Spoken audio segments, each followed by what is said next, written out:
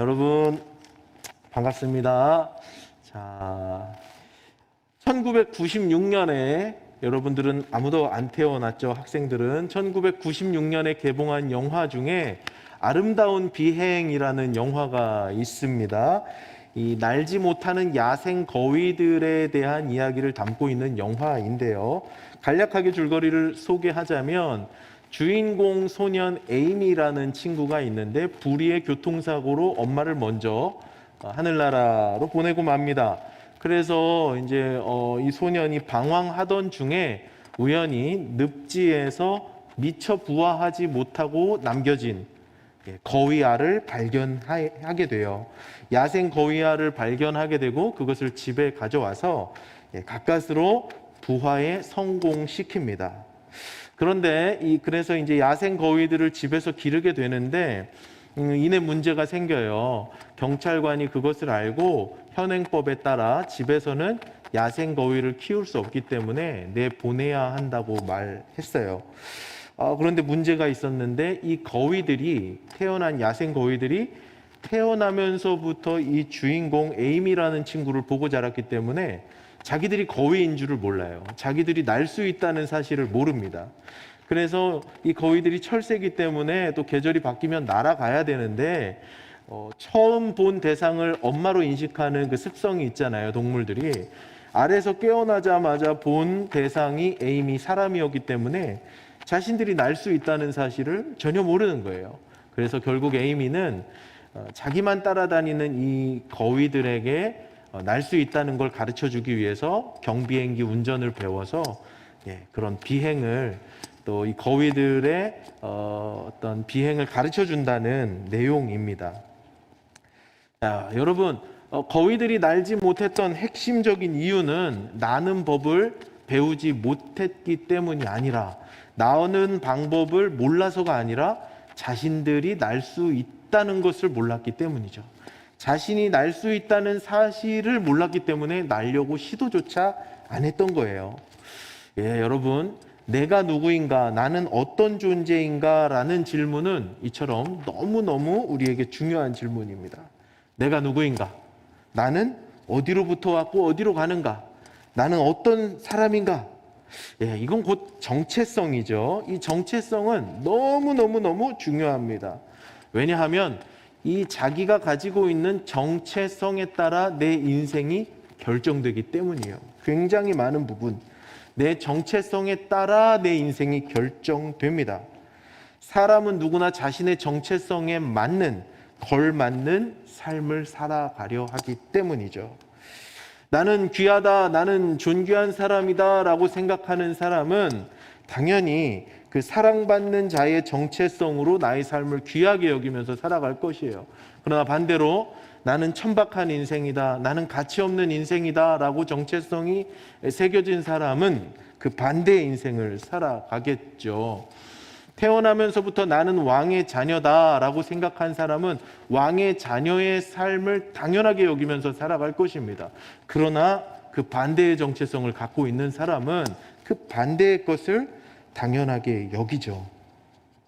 그렇기 때문에 여러분, 우리가 이 청소년기에 정체성을 바르게 확립하는 것 너무너무 중요하고 우리의 남은 여생 90여 년 이상 100년 가까이를 좌우하는 일이 될 수도 있어요. 하나님께서도 여러분들의 정체성이, 우리 모두의 정체성이 바르게 확립되기를 원하시는 건 당연한 일이죠.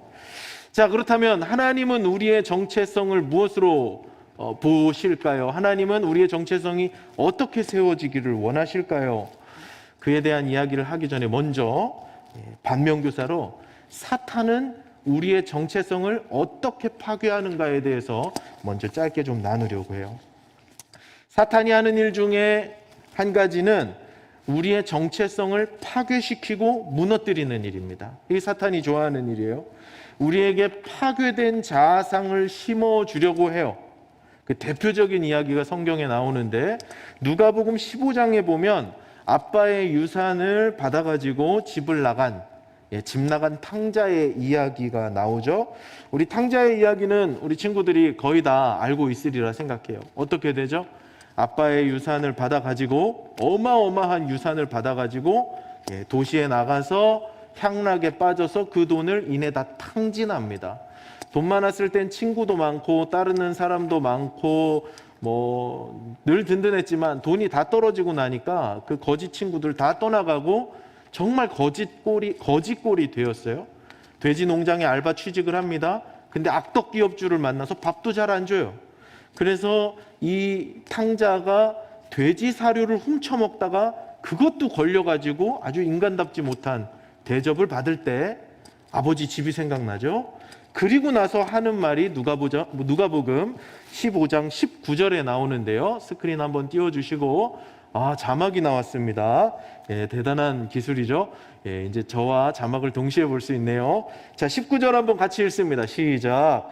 지금부터는 아버지의 아들이라 일컬음을 감당하지 못하겠나이다. 나를 품꾼의 하나로 보소서 하리라 하라. 자, 탕자가 자신이 어떤 죄를 짓고 살았는지를 알고 이제 아버지 집이 그리워서 돌아가려고 할 때 자기의 자신의 정체성을 어떻게 봅니까? 난 더 이상 아들이 아니다. 품꾼이다. 난 더 이상 아들이 아니다. 노예다. 이렇게 생각하는 거죠. 아들의 정체성에서 노예의 정체성으로, 아들의 정체성에서 종의 정체성으로 전락한 거예요. 이 탕자의 정체성이 파괴되고 훼손된 거죠. 이게 사탄이 우리에게 하는 일입니다. 너는 가치 없는 사람이야. 너는 저주받아 마땅한 자야. 넌 버려진 존재야. 라고 거짓말을 하죠. 여러분 살면서 이런 비슷한 이야기 들어보신 적 있어요? 넌 쓸모없는 인생이야. 니깎게 뭐. 넌 더러운 존재야. 넌 버림받았어. 여러분 이런 말 들어보셨어요? 그거 여러분 누가 한 말이건 상관없이 그 말은 지워버려야 되는 겁니다. 혹시 어릴 때 그런 말을 들어서 그것이 내게 상처로 남아있고 내 정체성의 일부로 이미 자리 잡아 있는 그런 분들 계시다면 여러분 그 말은 누가 하던 간에 상관없이 100% 사탄의 음성이에요. 떨쳐버려야 하는 것입니다. 100% 그거는 주께로부터 온 음성이 아닙니다. 2018년으로 기억하는데요. 지금으로부터 3년 전, 딱 3년 전, 그때도 여름이었어요. 우리 TIC와 청년부 YIC가 강화도까지 버스 타고 가서 연합수련회를 진행한 적이 있었어요. 그때 첫날 강사분으로 고석기 선교사님이라는 분이 오셨는데 아마 우리 TIC 친구들 중에 기억하는 친구들이 꽤 계실 것 같아요. 색소폰을 멋지게 부시면서 간증하시면서 집회했던 기억나시죠? 그분이 중국에 가셔서 북한 접경 지역에서 탈북한 사람들을 돕는 그리고 전도하는 또 그분들을 안전하게 한국으로 모시는 그런 아주 비밀스러운 사역을 감당하는 분이셨는데 이런 얘기를 해주셨죠. 탈북한 여자 청소년들이 중국에서 안 좋은 일을 당해서 몸을 팔고 매춘을 하는 친구들을 만났던 경험을 이야기해 주셨어요. 그 친구들이 정말 그 중국에서 원치 않게 청소년들이 우리 TIC 같은 나이 또래의 그런 꽃과 같은 아이들이 매춘을 하고 자기 집에 들어와서는 이 아이들이 자기 몸을 상처를 내죠. 훼손을 하는 거예요. 자해를 하는 거예요. 왜냐하면 끊임없이 사탄이 넌 더러워, 넌 더러워, 넌 더러워 거짓말하고 그렇게 정죄하기 때문이죠. 너는 더럽다, 너는 죽어 마땅하다. 사탄이 계속해서 속삭이는 거예요. 여러분 사탄은 이렇게 우리의 정체성을 파괴하는 일을 합니다. 사탄의 거짓말에 속아서 우리의 정체성을 형성하면 안 되죠. 자, 그렇다면 여러분 지금부터 잘 들으셔야 됩니다. 그렇다면 우리의 정체성은 어떻게 결정해야 할까요? 우리의 정체성은 어디 위에 세워야 할까요? 첫 번째, 감정으로 결정하면 안 됩니다. 나의 감정은 매일 바뀌어요. 매일. 나의 감정은 매일같이 조석지변하는 게 내 감정입니다. 내 생각입니다. 그러니까 내 생각에 근거해서 정체성을 세우면 된다, 안 된다? 안 되는 거예요. 절대 안 됩니다. 내 생각으로 나의 정체성을 세우면 안 돼요. 그건 잘못 세우는 겁니다. 두 번째, 경험으로 세워도 안 됩니다. 이 경험은 상대적인 거지 절대적인 게 아니에요. 보편적인 게 아닙니다. 내 경험은 특수한 거지 일반적인 게 아니라고요. 그러니까 어린 시절 나에게 끔찍한 경험이 있어서 나의 정체성이 이미 훼손된 사람이 있을 수 있어요. 이미 나의 정체성에 심각한 타격을 받고 훼손된 자아 정체감을 가지고 살아가는 안타까운 친구들이 이미 있을 수 있어요. 그러나 경험은 절대적인 게 아니에요. 그 경험이 무엇이었던 간에 그것으로 여러분들의 정체성을 세우면 결코 안 됩니다. 자, 그렇다면 나의 정체성을 어디에 근거해서 세워야 할까요? 변하지 않는 진리, 변하지 않는 사실, 변하지 않는 팩트에 근거해서 내 정체성을 세워야 돼요. 결코 변하지 않는 진리, 결코 변하지 않는 사실은 무엇인가? 하나님이 나를 사랑하신다는 거예요. 내가 어떤 경험을 했건 어떤 환경에서 자랐건 어떤 소리를 듣고 자랐건 내 정체성이 어떻게 훼손되어 있건 간에 상관없이 하나님은 나를 사랑하신다. 이게 영원까지 불변하지 않는 진리고 팩트입니다. 내가 경험했던 일들보다 더 실제적인 게 하나님 사랑이에요. 그러니까 우리의 정체성은 하나님 사랑 위에 세워야 돼요. 내가 하나님 사랑 받는다는 이것은요, 어떤 추상적인 종교적인 개념이 아니에요. 나는 사랑받는 하나님의 자녀다. 이거는 추상적인 종교 언어가 아닙니다. 관념의 언어가 아니에요. 우리가 경험한 모든 세월의 날들보다 더 실제고 더 팩트인 거예요. 이게 진짜입니다. 예, 여러분, 하나님은 저와 여러분을 사랑하세요. 있는 모습 그대로 똥이 묻어도 사랑하시고 피투성이가 되어도 사랑하시고 세상은 나를 더럽다고 손가락질해도 나를 사랑하시는 거예요. 이건 변치 않는 진리입니다. 자, 여러분, 스크린을 보면서 저 가슴에 손을 얹고 저를 한번 따라하겠습니다. 저를 한번 따라하겠습니다. 하나님은 나를 사랑하십니다. 하나님은 영원히 나를 사랑하십니다. 그 사랑은 결코 변하지 않습니다. 아멘. 자, 여러분, 리그 오브 레전드 10번째 인물 요한에 대해서 이야기를 나누는 시간인데요. 요한에 대해서 나눌 때는 어떤 요한에 대한 스토리는 성경에 잘 없어요. 아주 짤막짤막한 단편들을 가지고 우리 요한에게서 배워보려고 하는데, 그 첫 번째 우리가 요한을 통해서 배우고 싶은 진리는 바로 이것이에요. 하나님은 나를 사랑하신다. 그 사랑은 변하지 않는다. 그 사실 위에 나의 정체성을 세워야 한다는 거예요. 요한의 정체성은 무엇이었을까요? 요한의 첫 번째 정체성은 사랑받는 자. 예수께서 사랑하시는 자가 요한의 첫 번째 정체성이었어요. 그래서 요한은 요한복음을 기록하면서 자기 자신을 소개할 때 단 한 번도 요한이라고 자기 이름을 밝히지 않고 예수께서 사랑하시는 자라고 제3자를 지칭하는 것처럼 자기 자신을 소개하는데요. 오늘 본문 13장 23절의 말씀을 한 번 더 읽어보겠습니다. 시작. 예수의 제자 중 하나 곧 그가 사랑하시는 자가 예수의 품에 의지하여 누웠는지라. 아멘. 자, 요한은요, 요한복음을 기록하면서 한 번도 자신의 이름을 직접 밝히지 않고 예수께서 사랑하시는 자라고 고백을 했어요. 자, 여러분, 자기를 소개할 때, 나를 소개할 때 가장 먼저 쓰는 말은 아주 보편적이고 타당하게 내 이름입니다. 그죠?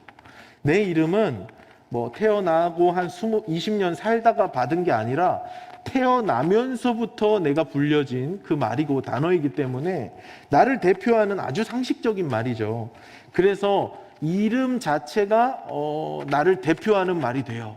그래서 그 이름으로 나를 부르는데 요한은 자기의 이름을 소개하지 않아요. 왜냐하면 자기 이름보다 더 큰 정체성이 예수님의 사랑을 받는 자였기 때문이죠. 요한 정체성의 기초는 이처럼 예수님의 사랑에 있었다는 거예요. 우리는 여기서 조금 깊이 들어가서 생각해 봐야 할 것은요, 이 요한복음이 언제 기록됐는가를 좀 생각해 보면 이게 또 재밌는데요.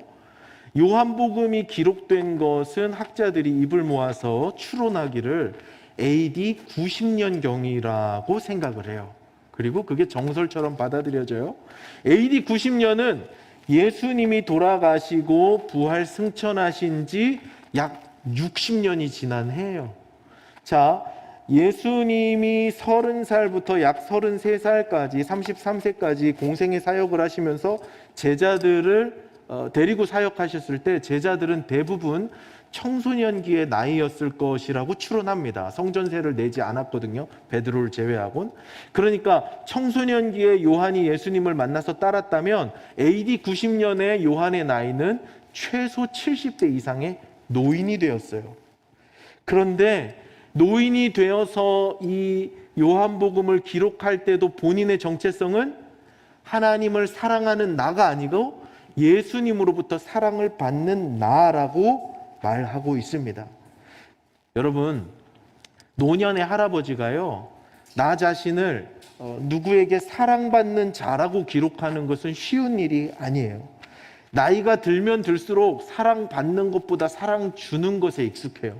그래서 여러분들 때나 아니면 뭐 청년 시절에 연애하고 꽁냥꽁냥 할 때는 뭐 사랑받는 거를 막 그렇게 어려워하고 어색해하고 그러진 않는데, 나이가 들면 들수록 사랑받는 게 어색해져요. 그리고 사랑을 주는 게 익숙합니다.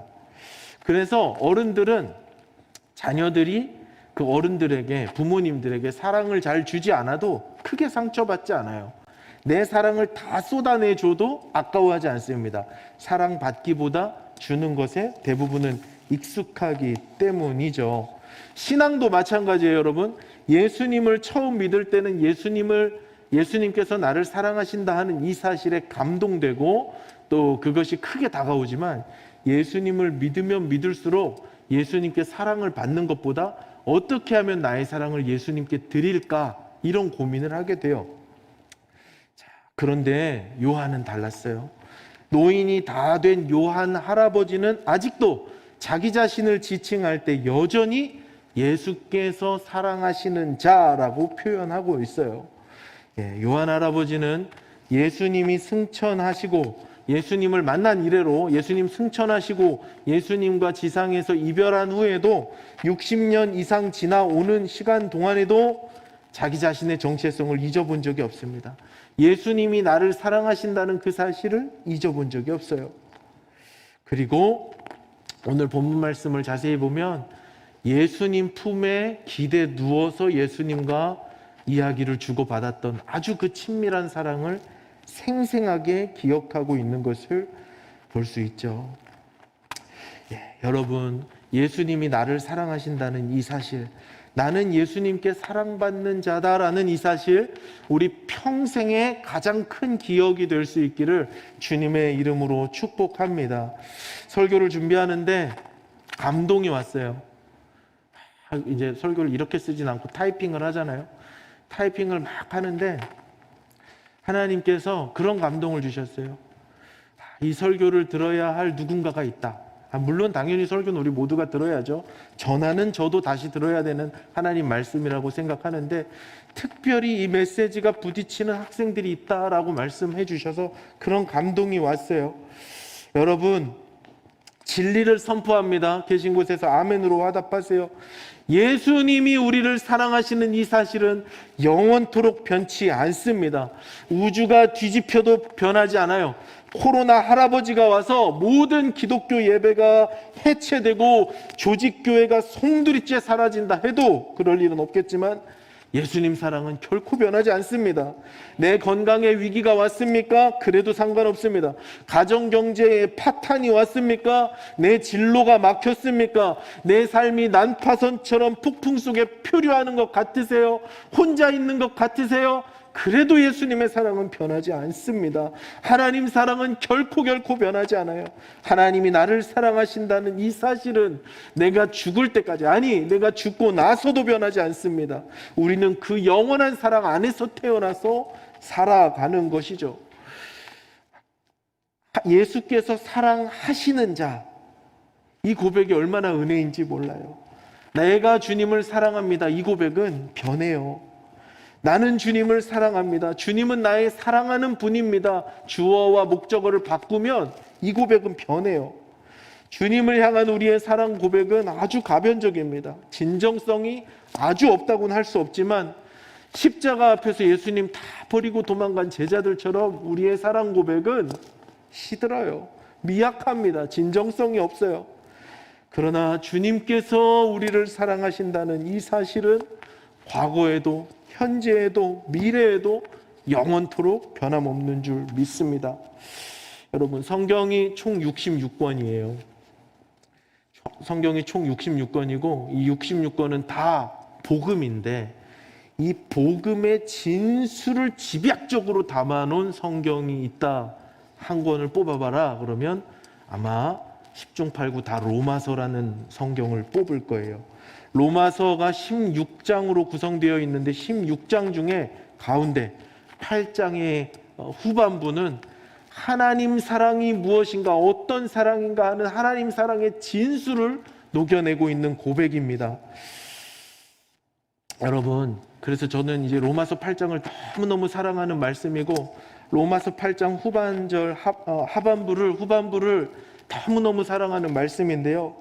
혹시 우리 가운데 하나님 사랑이 의심되거나 내가 사랑받지 못하는 존재라는 생각이 드는 친구들이 있다면 그런 생각이 들 때마다 로마서 8장을 읽으세요. 수백 번, 수천 번 이 말씀이 내 영혼에 새겨질 때까지 읽고 또 읽고 또 읽으세요. 핸드폰에도 써놓고 특별히 살면서 저주스러운 경험을 하거나 저주스러운 이야기를 듣거나 그래서 나의 정체성이 훼손당해서 자라온 친구들이 있다면 그런 분들이 있다면 로마서 8장 계속 읽으세요. 자, 로마서 8장 몇 구절을 제가 적어왔는데요. 새 번역 성경으로 우리 함께 계신 자리에서 같이 읽어보면 좋겠습니다. 35절부터 39절까지예요. 시작. 누가 우리를 그리스도의 사랑에서 끊을 수 있겠습니까? 환난입니까? 곤고입니까? 박해입니까? 굶주림입니까? 헐벗음입니까? 위협입니까? 또는 칼입니까? 성경에 기록된 바 우리는 종일 주님을 위하여 죽임을 당합니다. 우리는 도살할 양과 같이 여김을 받았습니다 한 것과 같습니다. 그러나 우리는 모든 일에서 우리를 사랑하여 주신 그분을 힘입어서 이기고도 남습니다. 나는 확신합니다. 죽음도 삶도 천사들도 권세자들도 현재 일도 장래 일도 능력도 높음도 깊음도 그 밖에 어떤 피조물도 우리를 우리 주 예수 그리스도 안에 있는 하나님의 사랑에서 끊을 수 없습니다. 아멘. 예, 여러분, 이게 하나님의 사랑입니다. 이것이 영원까지 변하지 않는 참 진리, 참 사실, 참 팩트예요. 끊을 수 없는 놀라운 하나님의 사랑. 그 사랑을 내가 받고 있다. 나는 그 사랑을 받고 있는 자다라는 것이 저와 여러분의 변치 않는 정체성의 고백이 될 수 있기를 주님의 이름으로 축복합니다. 오늘은 특별히 찬양을 한 곡 나누고 기도하는 시간을 갖기를 원하는데요. Who am I라는 설교 제목과 똑같은 제목을 가진 찬양이에요. 영어로 들을 건데 걱정하지 마십시오. 일단은 가사가 쉽고 또 한 번 들은 다음에 한글로 우리 같이 부를 거예요. 우리 Who am I라는 찬양을 한번 같이 들으면서 또 주신 말씀을 기억하면서 내가 사랑받는 존재구나 우리 찬양을 들으면서 묵상하면서 같이 나아가겠습니다.